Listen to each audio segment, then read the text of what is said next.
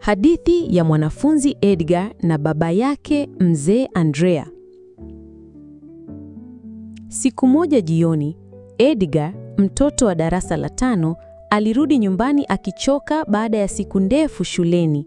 Alikuwa amebeba begi lake na karatasi ya kazi ya nyumbani, homework, ya somo la hesabu.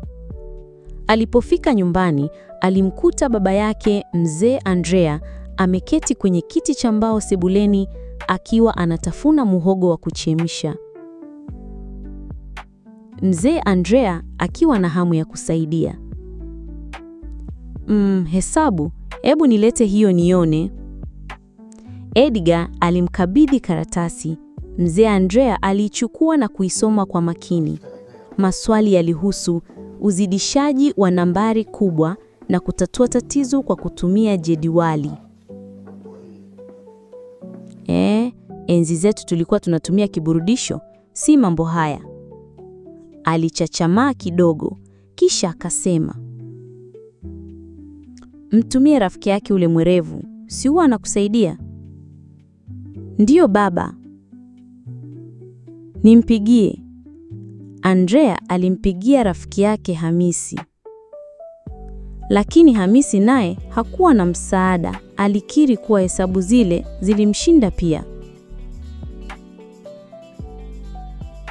Haya basi, ngoja nikamtafute mwalimu wenu.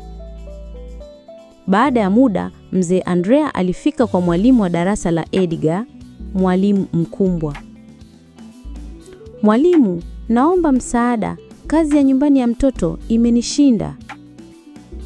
Lakini mimi ni mwalimu wa Kiswahili, sio hesabu. Samahani sana.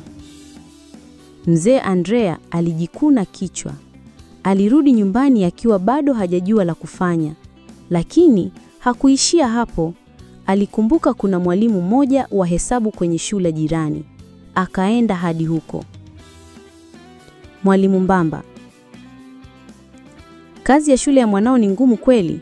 Hata mimi natakiwa niangalie kitabu kwanza.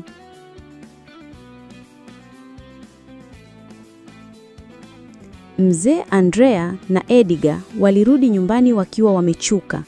Bado homework ilikuwa haijaeleweka. Edgar, baba, labda tutaomba msaada kesho shuleni. Hapana mwanangu, tumejifunza kuwa kusaidiana ni muhimu hata kama hatujui.